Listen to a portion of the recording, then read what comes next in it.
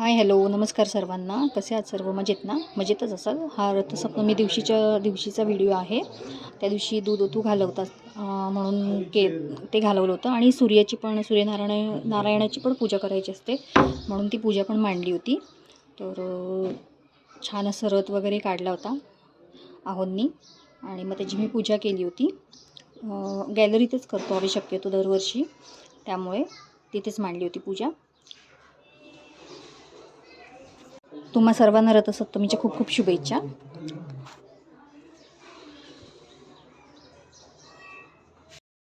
Morning सर्वांना. ह्याचं झाड घेतलं होतं ना फुलांचं, तर खूप सुंदर फुलं आली आहेत आणि 15 दिवस झाले जास्तच घेऊन, तरीसुद्धा ही फुलं खूप छान आहेत. देवाला जरी घातली ना तरीसुद्धा 2-2, 3-3 दिवस छान राहतात. आमच्या एका मैत्रिणीनं आम्हाला हे तुळशीचं रोप दिलं होतं वाण म्हणून, तर ते पण छान असं लावलेलं आहे ह्या कुंडीत.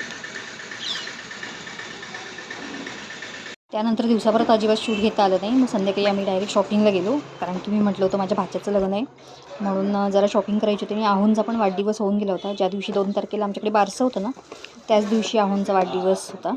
मग त्या दिवशी तर काही गिफ्ट वगैरे काही घेतलं नव्हतं त्यांना आणि सेलिब्रेशन पण केलं नव्हतं. मग नंतर आम्ही सेलिब्रेशन केलं आणि माझ्याकडून त्यांना गिफ्ट पण घेतलं होतं.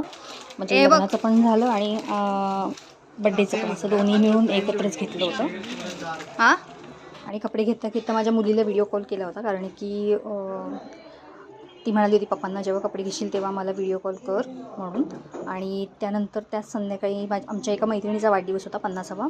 त्या वाढदिवसासाठी आम्ही गेलो होतो मैत्रिणी. तर तिथलं काही थोडंसं शूट घेतलेलं आहे, ते बघा तुम्ही. आणि छान असा कार्यक्रम झाला, खूप सुंदर गाणी वगैरे म्हणून डेकोरेशन पण छान. त्यानंतर केक कटिंग वगैरे केला आणि आम्ही नंतर जेवण वगैरे केलं, तिला भेटलो आणि त्यांच्या मैत्रिणी या ठिकाणी औक्षण करताना आणि सुवर्ण. लाईक करा, शेअर करा आणि सबस्क्राईब करा. बेल आयकॉन दाबायला विसरू नका. तर भेटू आपण पुढच्या व्हिडिओमध्ये. तोपर्यंत बाय.